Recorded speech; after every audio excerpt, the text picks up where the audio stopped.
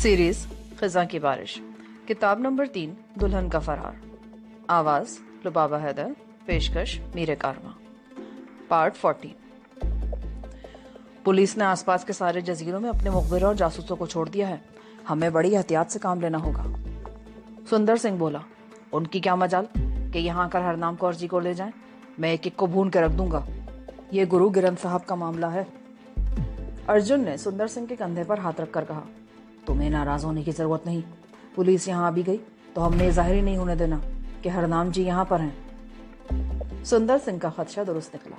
अगले रोज पुलिस के आदमी आ गए। उनमें एक तामिल हेड कांस्टेबल और 2 जजीरे के मकामी कांस्टेबल थे। सुंदर सिंह ने उनकी खूब आवभगत की। अर्जुन भी नजमी के साथ साथ ही एक झोपड़ी में छुप गया था। सुंदर सिंह ने बड़ी डिप्लोमेसी से काम लिया और 1 घंटा वहां रहने के बाद पुलिस के आदमी खा पी कर चले गए।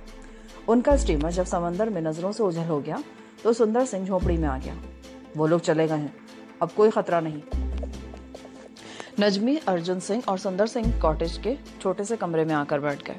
अर्जुन सिंह कहने लगा, अब हमें यहाँ ज्यादा देर नहीं रहना चाहिए क्योंकि परसों तुम्हारे नौकर भी वापस आ जाएंगे। सुंदर सिंह बोला, तुम्हारा क्या प्रोग्राम है? क्या आप पहुंचकर तुम हेलीकॉप्टर हासिल कर सकोगे? मेरा हेलीकॉप्टर कल से वहां पहुंच गया है और जेटी के हैंगर में मौजूद होगा। मैं वहां जाकर उसे हासिल कर सकता हूँ, लेकिन सवाल यह है कि तुम्हारे स्टीमर की पोजीशन क्या है? सुंदर सिंह ने बताया कि उसका स्टीमर भी तैयार है, सिर्फ उसे बड़े स्टीमर वाले स्मगलर फर्नांडो को इत्तला देनी होगी। वो अर्जुन सिंह की तरफ मुतवज्जो होकर बोला, फर्नांडो का बड़ा स्टीमर तुम लोगों को अक्याब की तरफ जाते हुए रास्ते में ही मिलेगा। जैसा कि तुम जानते हो, फर्नांडो इस इलाके का नामी गिरामी स्मगलर है और मेरा यारगार भी है। मैंने उसे पहले ही सारी बात समझा दी है। वो तुम्हारे बारे में किसी से कोई बात नहीं करेगा। हमारे राज एक दूसरे के पास बिल्कुल महफूज होते हैं। वो तुम्हें जानता भी है। फिर तुम्हारे ख्याल में हमें कब यहाँ से निकलना चाहिए? आज रात पड़ते ही तुम मेरा स्टीमर लेकर यहाँ से निकल जाओ।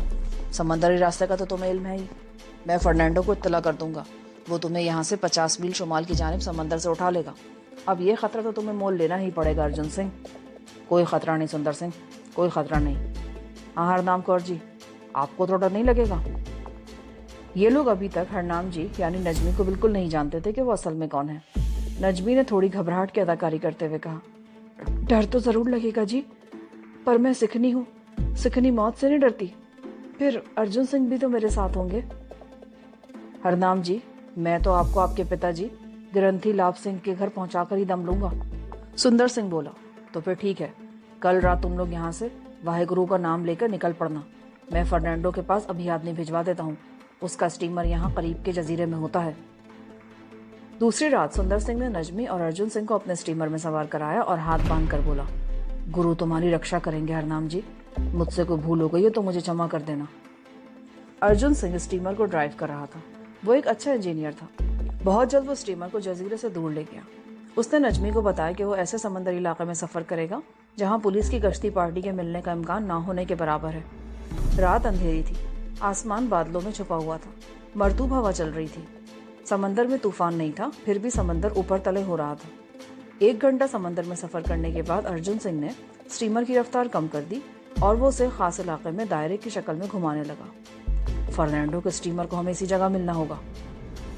आधा घंटा स्टीमर दायरे की शक्ल में समंदर में एक ही जगह चक्कर लगाता रहा। फिर दूर से रोशनी नजर आई। अर्जुन सिंह ने अपने स्टीमर की बत्तियां बुझा रखी थी। वो बोला, ये फर्नांडो के स्टीमर की बत्ती हो सकती है, मगर मैं उस वक्त तक अपने स्टीमर की बत्ती नहीं जलाऊंगा जब तक मुझे सिग्नल नहीं मिल जाता। 2 मिनट बाद रोशनी करीब आ गई। अब वहां स्टीमर के ऊपर एक नीली रोशनी 3 बार चमक कर बुझ गई। अर्जुन खुश होकर बोला, हरनाम जी, ये फर्नांडो का स्टीमर है। अब अर्जुन सिंह ने भी अपने स्टीमर की बत्ती जलाकर सिग्नल दिया। दोनों स्टीमर खुले समंदर में रात के अंधेरे में एक दूसरे की तरफ बढ़ने लगे। जब फर्नांडो का स्टीमर करीब पहुंचा तो नजमी ने देखा कि वो काफी बड़ा था और उस पर धान और पटसन के बड़े बड़े बोरे लदे हुए थे। एक आदमी स्टीमर के डेक पर जंगले के पास खड़ा था। उसने वहीं खड़े खड़े अंग्रेजी में पूछा, सुंदर के कौन हो तुम? अर्जुन सिंह को बता दिया गया था कि उसे क्या कहना है। उसने भी बुलंद आवाज में अंग्रेजी में जवाब दिया, मैं सुंदर का भाई हूँ। उस पर फर्नांडो बोला, मैं फर्नांडो हूँ अर्जुन, आ जाओ। फर्नांडो के स्टीमर पर उसके अलावा 2 आदमी थे। नजमी और अर्जुन सिंह को ऊपर स्टीमर पर उठा लिया गया। फर्नांडो ने आगे बढ़कर अर्जुन सिंह को गले लगाया और नजमी की तरफ हाथ जोड़कर बोला, नमस्ते। नजमी ने भी उसे नमस्ते कहा।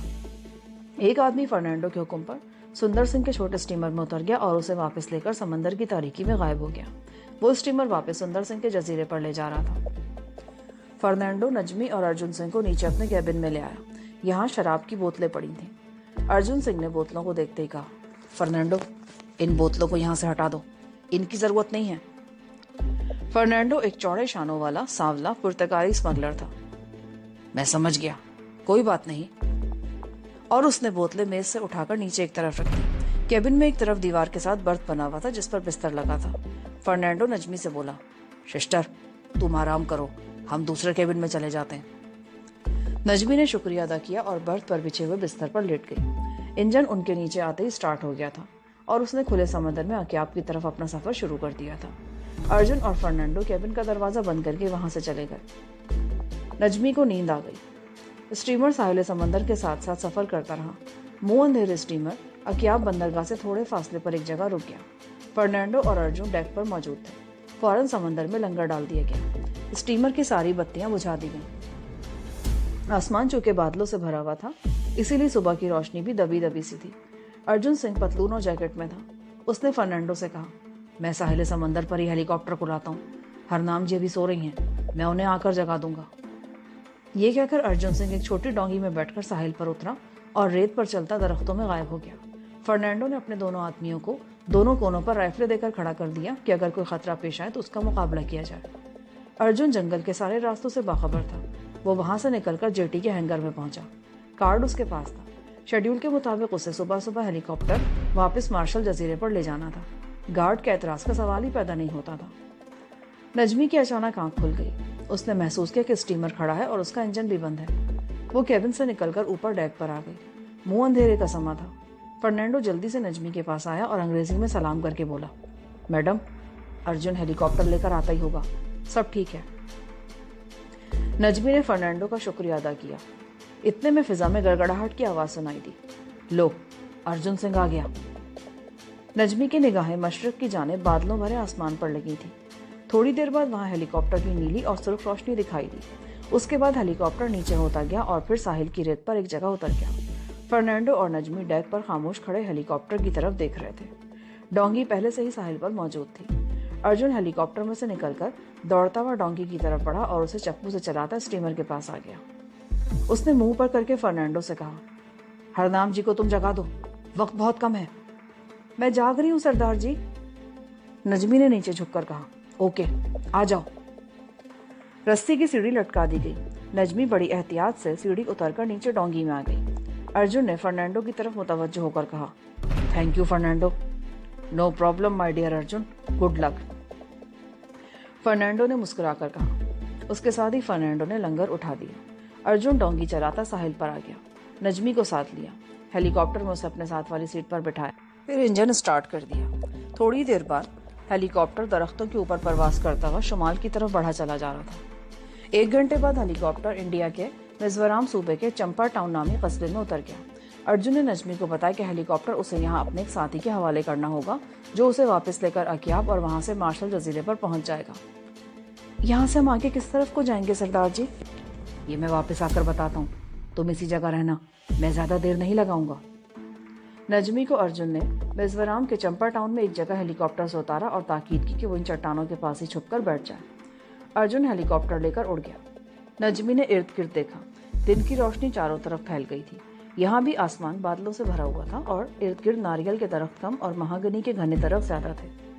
नजमी अजीब कश्मकश में थी। उसे अर्जुन सिंह से किसी न किसी जगह अलग हो ही जाना था। वो उसके साथ अमृतसर के गांव वीरका नहीं जा सकती थी क्योंकि वहां लाभ सिंह नाम का कोई उसका बाप नहीं था। वैसे भी इंडिया नजमी के लिए खतरनाक इलाका था। यहाँ बंगाल, पंजाब और जम्मू की पुलिस उसकी तलाश में थी। उसे अभी जम्मू जाकर अपने साथी बादल का सुराग भी लगाना था। वो उसका पता किए बगैर बॉर्डर क्रॉस करके पाकिस्तान दाखिल नहीं होना चाहती थी। अगर वो ख्वाहिश भी करती तो ऐसा नामुमकिन था। वो जम्मू के मोहल्ला उस्तादा में जाकर लालदीन का भी पता करना चाहती थी। उसे दरिया तोवी के पार पुरानी मुगलई कोठी में शाहजी से भी मुलाकात करनी थी जहाँ से उसे अगवा किया गया था। नजमी को उससे अपने अगवा का बदला लेना था जिस बदमाश ने उसको अगवा किया था। ये सूरत हाल ऐसी थी कि नजमी अर्जुन सिंह के साथ इंडिया के इलाके में ज्यादा देर नहीं रह सकती थी। आधे घंटे बाद अर्जुन सिंह वापस आया। वो एक जीप में सवार था। आते ही उसने नजमी को बैठाया और बोला, यहाँ से हम नाका डैम चलेंगे। वहाँ से दोपहर के बाद एक ट्रांसपोर्ट फ्लाइट आसवाल जाती है। हम उसके जरिए आसवाल पहुंचेंगे और वहाँ से ट्रेन पकड़कर अमृतसर के लिए रवाना हो जाएंगे। वाहेगुरु की कृपा से सब ठीक हो गया है। अब हरनाम जी, तुम अपने पिताजी के पास बड़ी जल्दी पहुंच जाओगी। नजमी ने अर्जुन सिंह का शुक्रिया अदा किया, उसकी तारीफ की। सिख अपनी तारीफ सुनकर हैरान सा हुआ, जैसे नजमी किसी दूसरे आदमी की तारीफ कर रही हो। जीप चंपा टाउन के जंगल में से गुजरती नागा डैम की तरफ एक छोटी सी नीम पहाड़ी सड़क पर रवाना हो गई। ये 60-70 मील का फासला था जो 2 घंटे में तय हो गया। नागा डैम एक नीम फौजी अड्डा था। अर्जुन को यहाँ कुछ लोग जानते थे। उन्होंने उसकी बड़ी मदद की और भारी भरकम ट्रांसपोर्ट तैयारे में बिठा दिया। वहीं अर्जुन और नजमी ने खाना खाया। उस ट्रांसपोर्ट तैयारे में सरकारी सामान आता जाता था। तैयारा गरजता हुआ फिजा में बुलंद हुआ। 3 घंटे के सफर के बाद तैयारा आसवाल के पुराने एयरपोर्ट पर उतर रहा था। अब नजमी को बेहद मोहतात रहने की जरूरत थी। आसवाल बंगाल का शहर था और आसवाल में नजमी चंदर डाकू की हैसियत से मशहूर थी। यहाँ उसकी तस्वीरें भी अखबारों में छप चुकी थी। पुलिस अब तक उसकी तलाश में थी। अर्जुन वहां से अपने एक दोस्त के क्वार्टर में ले गया उसे। अर्जुन सिंह का यह दोस्त पंजाबी हिंदू था और आसवाल में रेलवे की मुलाजमत करता था। यहाँ नजमी ने ईसाई औरतों की तरह अपने बालों की मेंढियां करके उन्हें कानों के ऊपर बांध लिया। इस तरह उसका हुलिया थोड़ा सा बदल गया था। रात उसने उसी क्वार्टर में गुजारी। अर्जुन का हिंदू दोस्त रेलवे में मुलाजिम था। उसने अगले रोज शाम को अमृतसर जाने वाली जनता एक्सप्रेस में 2nd क्लास की 2 सीटें बुक करवा दी। चुनाचे दूसरे रोज शाम को अर्जुन ने नजमी को साथ लिया और स्टेशन की तरफ रवाना हो गया। अब नजमी ने अपने सर और मुंह को चादर से ढांप लिया। जनता एक्सप्रेस कलकत्ते से अभी तक नहीं आई थी। अर्जुन और नजमी प्लेटफॉर्म पर आ गए। नजमी ने रेलवे पुलिस के आदमियों को देखा तो अर्जुन सिंह से बोली, मेरा ख्याल है मैं 2nd क्लास के जनाना वेटिंग रूम में आराम करती हूँ। बिल्कुल ठीक है, ट्रेन आएगी तो मैं तुम्हें अंदर से बुला लूंगा। नजमी वेटिंग रूम में आ गई। वहां पहले से कुछ साड़ियों वाली बंगाली किस्म की औरतें बैठी हुई थी। नजमी भी एक जानिब खामोशी से कुर्सी पर बैठ गई। एक गुलाबी रंग की साड़ी वाली पुख्ता उम्र और भारी बदन की सांवली औरत नजमी को घूरने लगी। नजमी ने मुंह दूसरी तरफ फेर लिया। जब थोड़ी देर बाद पलट कर देखा तो वो औरत अभी तक नजमी को घूर रही थी। नजमी उठकर बाथरूम में चली गई। थोड़ी देर बाद जब वो बाथरूम से निकल रही थी तो गुलाबी साड़ी वाली औरत ने पंजाबी में नजमी को मुखातिब करते हुए कहा, मैंने तुम्हें पहले भी कहीं देखा है बहन जी। नजमी ने बेनियाजी से कंधे उचकाए और उर्दू में बोली, देखा होगा, पर मैं पंजाबी नहीं हूँ, मैं कानपुर की रहने वाली हूँ। गुलाबी साड़ी वाली औरत मुस्कुराई, बहन जी, मेरा अंदाजा कभी गलत नहीं हुआ। हाँ, अब मुझे याद आया, मैंने तुम्हें कलकत्ते में देखा है। कलकत्ता का नाम सुनकर नजमी एक बार तो कांप गई। फिर वो जल्दी से बोली, मैं तो कलकत्ते सिर्फ एक बार गई हूँ, अपनी बहन के पास।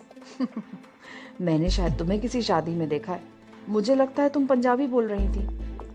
नजमी ने कोई जवाब ना दिया और कोने में अपनी कुर्सी पर जाकर बैठ गई। उस औरत की वजह से वो कुछ परेशान हो गई थी, क्योंकि 2-1 बार कनखियों से उसने औरत को देखा तो वो बराबर नजमी को तके जा रही थी। या अल्लाह, जल्दी से ट्रेन आ जाए। नजमी दिल ही दिल में दुआएं मांगने लगी। साड़ी वाली औरत का चेहरा बता रहा था कि उसे नजमी की किसी बात पर यकीन नहीं आया। नजमी ने दिल ही दिल में उस औरत को गाली दी। बाहर प्लेटफार्म पर लोगों में कुछ हलचल सी मच गई थी। नजमी समझ गई कि जनता एक्सप्रेस आ रही है। फिर एक जबरदस्त शोर के साथ जनता एक्सप्रेस स्टेशन में दाखिल हो गई। अर्जुन ने अंदर आकर नजमी से कहा, हरनाम जी, गाड़ी आ गई है। गुलाबी साड़ी वाली औरत ने गौर से अर्जुन सिंह को देखा। नजमी अर्जुन के साथ तेजी से बाहर निकल गई। प्लेटफार्म पर मुसाफिरों की रेलपेल थी। मुसाफिरों ने ट्रेन पर जैसे यलगार कर दी थी। अर्जुन और नजमी 2nd क्लास के डब्बे में घुस गए। ये सीटें आमने सामने की थी और डब्बे के कोने में वाक़ई थी। सामान उनके पास कुछ नहीं था। नजमी अपनी सीट पर खिड़की के पास बैठ गई। खिड़की खुली हुई थी। उसमें से दूसरे प्लेटफार्म का मंजर नजर आ रहा था। अर्जुन सिंह बोला, हरनाम जी, मैंने आपको बताया था ना कि मैं पहले दिल्ली जाऊंगा, जहां मेरी बड़ी बहन हरमिंदर कौर रहती है। मैं आपको उससे मिलाना चाहता हूँ। दिल्ली में हम 1 दिन रुकेंगे, फिर मैं आपको आपके पिताजी के पास ले चलूंगा। अब हम दिल्ली जा रहे हैं। मैंने टिकट दिल्ली के ही लिए थे। नजमी को अब याद आया कि उसे पहले दिल्ली जाना है। नजमी के लिए दिल्ली शहर भी अपने अंदर बेपनाह खतरात लिए हुआ था। यहाँ की पुलिस के पास भी उसकी और नदीम की फाइल पहुंच चुकी थी। यहाँ की पुलिस भी उसकी तलाश में थी। नजमी अजीब मुसीबत में फंस गई थी। वो तो सीधी जम्मू आमों के बाग में शाहजी के डेरे पर पहुंचना चाहती थी, मगर अर्जुन सिंह ने दिल्ली के टिकट ले लिए थे। अमृतसर तक उसे अर्जुन सिंह का तहफ़्फ़ुज़ हासिल था। उसने सोचा, चलो 1 दिन की तो बात है, दिल्ली में ठहर जाते हैं। इतना बड़ा शहर है, उसे भला कोई कहाँ पहचानेगा। वो बोली, ठीक है सरदार जी, मैं दिल्ली ही जाऊंगी पहले। जनता एक्सप्रेस अभी चली नहीं थी। 2-4 मिनट बाकी थे कि अचानक नजमी की नजर वेटिंग रूम की गुलाबी साड़ी वाली औरत पर पड़ी। वो ब्रीफकेस उठाए मुस्कुराती हुई डब्बे में दाखिल हुई और नजमी के साथ वाली सीट पर विराजमान होते हुए बोली, अच्छा हुआ तुम भी इसी डब्बे में हो, अच्छा सफर कटेगा। अमृतसर जा रही हो ना तुम? अर्जुन सिंह ने बीच में बोलते हुए कहा, नहीं जी, हम दिल्ली जा रहे हैं। सीधा साधा आदमी था अर्जुन सिंह। हालांकि उसे मालूम था कि वो एक आदमी को कत्ल करके आ रहे हैं। उसे राजदारी से काम लेना चाहिए था, पर वो अपने दिल की आवाज को छुपा ना सका। नजमी ने कहा, हो सकता है हम पहले कानपुर जाएं, वहां मेरी ननियाल है। अर्जुन ने चौंक कर नजमी की तरफ देखा। नजमी ने उसे आंख से हल्का सा इशारा किया। अब अर्जुन की समझ में आया कि वो एक खतरनाक जुर्म करके आ रहे हैं। उन्हें बेहद एहतियात से काम लेना चाहिए। हाँ जी, हो सकता है हम पहले कानपुर ही जाएं। आप कहाँ जा रही हैं बहन जी? अर्जुन ने उस औरत से पूछा। जी मैं तो दिल्ली जा रही हूँ, मेरा भाई वहाँ रहता है, उसी से मिलने जा रही हूँ। मेरा नाम कमला भाटिया है। और तुम्हारा क्या नाम है बहन जी? हरनाम कौर। कमला भाटिया बड़े सनसनीखेज अंदाज में मुस्कुराने लगी। नजमी अपना दिल महसूस करके रह गई। ये औरत उसे एक अजाब लग रही थी। ये जरूर कोई गुल खिलाने वाली है। उसे सारा इल्म है, ये उसकी खातिर दिल्ली जा रही है। ये सीआईडी की औरत है। नजमी दिल में सोचने लगी। इंजन ने सीटी दी और ट्रेन आहिस्ता आहिस्ता प्लेटफॉर्म से खिसकना शुरू हो गई। जनता एक्सप्रेस रात को चली थी। कमला तीसरी नशिस्त पर बैठी थी। नजमी और अर्जुन आमने सामने वाली सीटों पर थे। अर्जुन सिंह अनजान था। कमला भाटिया एक तजुर्बेकार औरत थी। उसने अर्जुन सिंह को जरा नखरे दिखाए तो वो उससे घुल मिलकर बातें करने लगा। नजमी ने सिर दर्द का बहाना करके अर्जुन सिंह को अपने करीब बुलाया और बोली, मेरा सर दर्द कर रहा है, जरा पट्टी बांध दोगे? अर्जुन नजमी के सर पर रुमाल बांधने लगा तो नजमी सरगोशी में बोली, ये औरत मुझे सीआईडी की लगती है, वाहिगुरु का वास्ता, इससे दूर ही रहो। सीआईडी का नाम सुनकर अर्जुन सिंह तो भुचंका सा होकर रह गया। नजमी ने उसे मजीद हिदायत की, बेहद एहतियात से काम लो। अर्जुन पर इस बात का इतना असर हुआ कि एक बार कमला भाटिया ने उससे पानी मांगा तो अर्जुन सिंह रूखे लहजे में बोला, बीबी मेरे पास कोई थर्मास वगैरह तो है नहीं, अगला स्टेशन आएगा तो मंगवा लेना। जनता एक्सप्रेस स्टेशन पर स्टेशन छोड़ती जा रही थी। कानपुर आया तो कमला ने मुस्कुराते हुए अर्जुन से कहा, सरदार जी आप कानपुर पर नहीं उतरेंगे? नजमी तंग आकर बोली, कमला जी आप हमारी इतनी फिक्र ना करें, हमें जहां उतरना होगा वहीं उतर जाएंगे। कमला ने मुंह दूसरी तरफ कर लिया और ऐसे जाहिर किया जैसे वो सो गई हो। सुबह हो गई थी। दिल्ली करीब आ रहा था। गाजियाबाद भी गुजर गया। अगला जंक्शन दिल्ली का था। कमला बाथरूम गई तो नजमी ने अर्जुन सिंह से कहा, ये औरत बड़ी खतरनाक मालूम होती है, हमें दिल्ली स्टेशन पर उतरकर कुछ देर वेटिंग रूम में ठहरना होगा।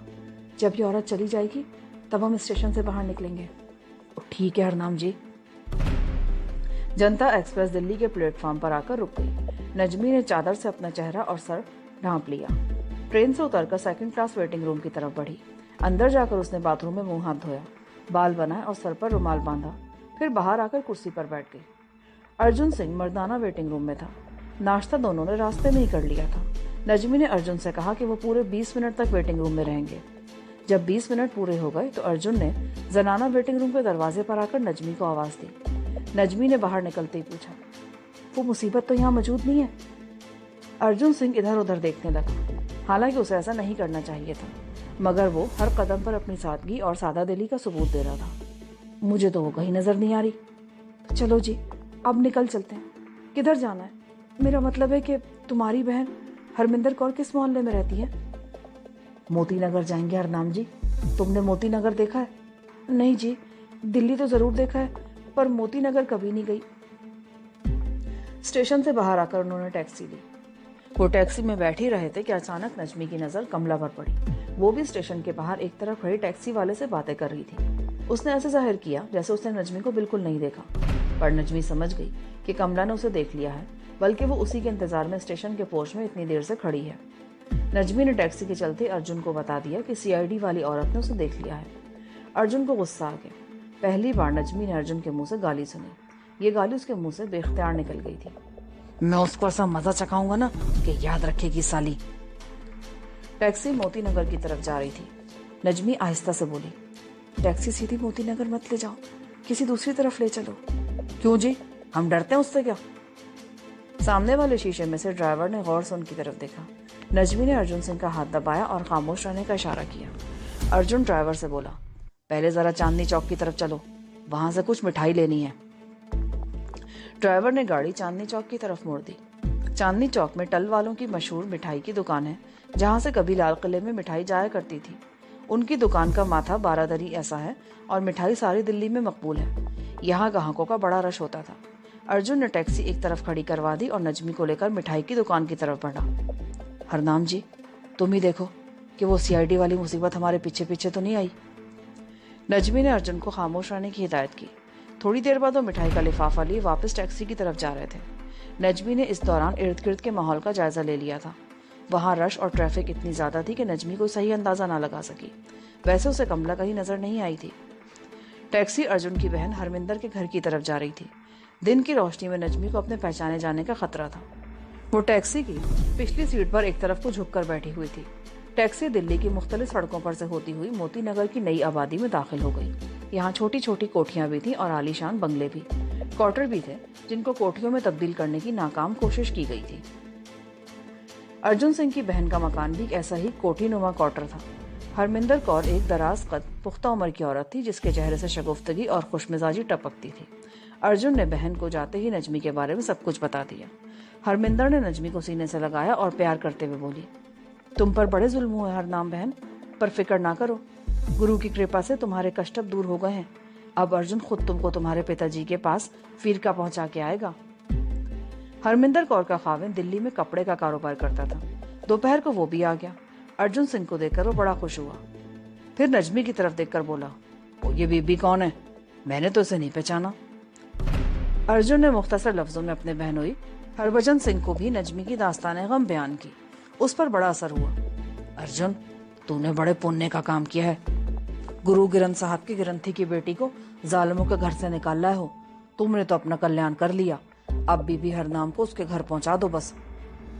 नजमी सर झुकाए नेक दिल हरनाम कौर बनी खामोशी से सब कुछ सुन रही थी और सोच रही थी कि उसे अब क्या करना चाहिए। वो कहां से, किस मकाम से अर्जुन सिंह से अलग हो। दिल्ली बड़ा शहर था। यहाँ वो आसानी से अर्जुन सिंह से अलग होकर अपने तौर पर जम्मू रवाना हो सकती थी। उसके पास रुपए मौजूद थे। अर्जुन सिंह के बहनोई ने नजमी की पतलून जैकेट पर एतराज किया तो अर्जुन बोला, वहाँ यही पहनावा चलता था जीजा जी, साड़ी शलवार तो वहाँ कोई औरत पहनती नहीं थी। हरभजन बोला, पर पुत्र, अब तू उसे अपनी बहन की साड़ी दे दे या शलवार कमीज दे दे। इसे अपने पिता के घर अपने लिबास में जाना चाहिए। चुनाचे नजमी को बादल नाख्वास्ता शलवार कमीज पहननी पड़ी। उसे सफेद चादर भी दी गई जो उसने सर पर ओढ़ ली। दिल्ली का मौसम खुशगवार था। बरसात गुजर चुकी थी। रात को मौसम खुनक हो जाता था। रात को हरमिंदर कौर ने नजमी को अपने कमरे में चारपाई पर सुलाया। देर तक वो उससे बातें करती रही और पूछती रही कि मराठा जागीरदार के पास दूसरी औरतें कौन कौन थीं। क्या वो बड़ा जुल्म करता था? नजमी उसे मुख्तसर जवाब देती रही। फिर हरमिंदर कौर सो गई। नजमी जागती रही, इसलिए कि उसे आज सुबह मुंह अंधेरे उस घर से हमेशा के लिए निकल जाना था। नजमी ने घर का पिछला दरवाजा देख लिया था। ये दरवाजा जिस कमरे में वो सो रही थी उसके गुसल खाने से निकलता था। उस वक्त रात के 10:30 बजे थे। सफर की थकान की वजह से अर्जुन सिंह बाहर दालान में 9 बजे ही सो गया था। हरभजन सिंह भी वहीं एक चारपाई पर खेस ओढ़े सो रहा था। हरमिंदर कौर भी सो गई थी।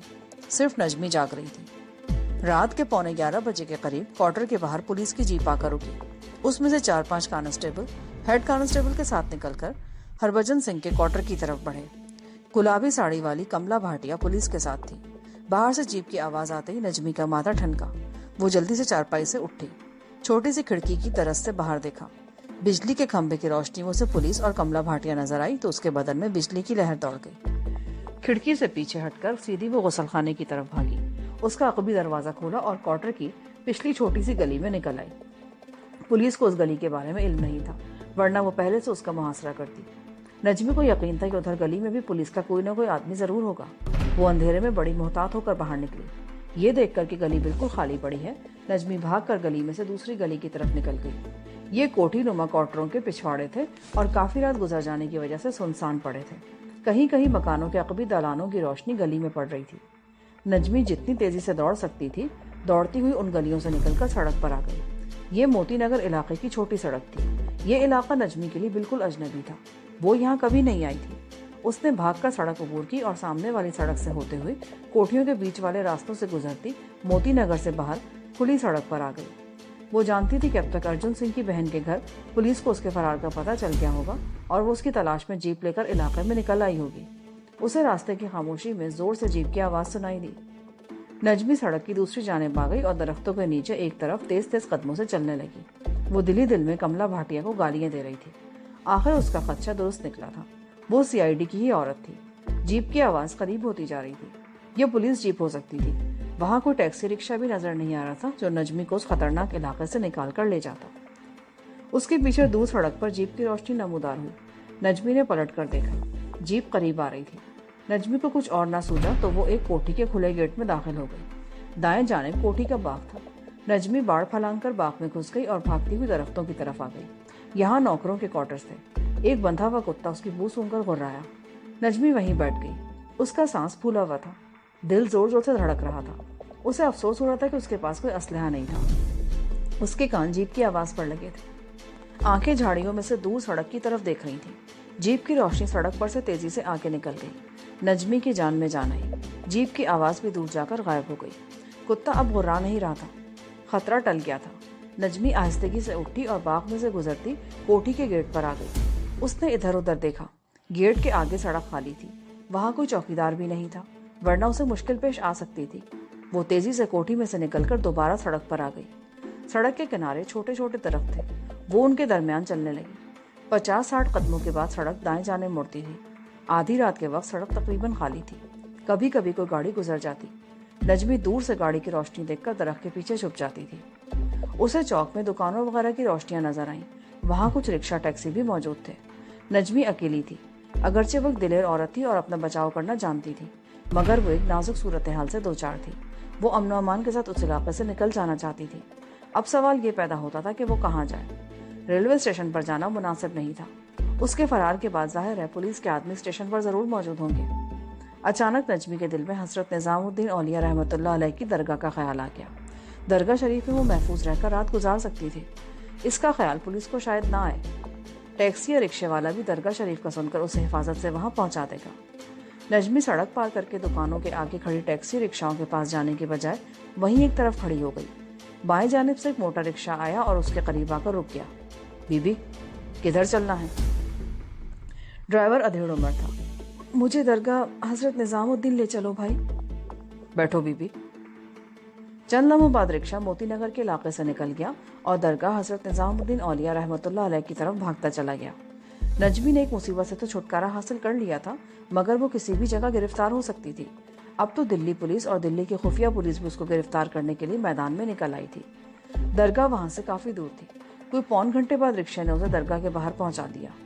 किसी जमाने में निजामुद्दीन औलिया रहमतुल्लाह अलैह का मज़ार दिल्ली शहर से बाहर हुआ करता था और शहर से काफी दूर था, पर अब ये इलाका शहर के बीच में आ गया है और मज़ार शरीफ तक पहुंचने के लिए गलियों से होकर गुजरना पड़ता है। दरगाह शरीफ पर बड़ी रौनक थी। कव्वाली हो रही थी। अकीदतमंद नजराने चढ़ा रहे थे। दुआए फातिहा पढ़ रहे थे। नजमी ने चादर से सर और मुंह को अच्छी तरह ढांप रखा था।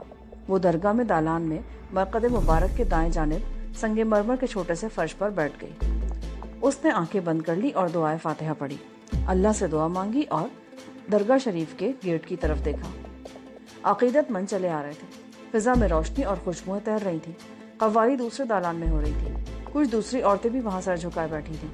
यहाँ नजमी को देखा जा सकता था। वो कहाँ जाए? उसने गर्दन मोड़कर एक तरफ देखा। नीचे एक दालान था। यहाँ एक बावली थी। यहाँ भी काफी अकीदतमंद मर्द और खवातीन मौजूद थे।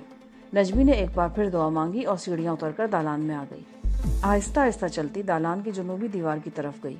यहाँ एक दरवाजा था जो पीछे छोटे से कब्रिस्तान की तरफ खुलता था। नजमी को उस कब्रिस्तान का इल्म नहीं था। उसने दरवाजे के बाहर कुछ खामोशी से देखी तो उधर चल दी। यहाँ बिजली के खंभों की रोशनी थी, मगर लोग ना होने के बराबर थे। नजमी को ऐसा ही माहौल चाहिए था। वो किसी महफूज जगह बैठकर सोचना चाहती थी कि अब उसे क्या करना चाहिए। आया वो यहाँ से वापस सुबह बिहार के मकाम गोमा के जंगल में वाक़ अपनी खुफिया कमीनगाह की तरफ जाए या जम्मू की जानिब निकलने की कोशिश करे। अपनी खुफिया कमीनगाह के बारे में उसे पूरा यकीन नहीं था कि उसके पुराने डाकू साथी वहां पर मौजूद होंगे। दूसरों से यह भी ख्याल था कि बादल भी वहां मौजूद नहीं है और अब सारे डाकू हिंदू होंगे और वो उसके खिलाफ कोई भी कदम उठा सकते हैं। यही सोचती हुई नजमी दरगाह शरीफ के अकबी कब्रिस्तान के छोटे से दरवाजे के पास आकर रुक गई, जहाँ उर्दू के अजीम शायर मिर्जा असदुल्ला खां गालिब की भी कब्र है। किसी ज़माने में कब्र खस्ता हालत में थी, लेकिन अब हुकूमत हिंद ने उसके ऊपर संगमरमर की एक छतरी सी बनवा दी थी। कब्रिस्तान का दरवाज़ा खुला था। नजमी ने झांक कर देखा तो उसे दीवार वाली बत्ती की रोशनी में वहां कब्रें ही कब्रें नजर आईं। वो कब्रिस्तान में दाखिल हो गई और यूं ही दीवार की ओट में एक कब्र के पास चबूतरे पर बैठ गई। वो यूं बैठी थी कि अगर कोई देखे तो यही समझे कि ये उसके किसी अजीज की कब्र है और वो वहां फातिहा पढ़ने आई है। अब उसने आइंदा के मंसूबे पर गौर करना शुरू कर दिया। यहाँ पर पार्ट 14 का अख्तिताम होता है। आगे कहानी सुनने के लिए पार्ट 15 समाप्त फरमाएं।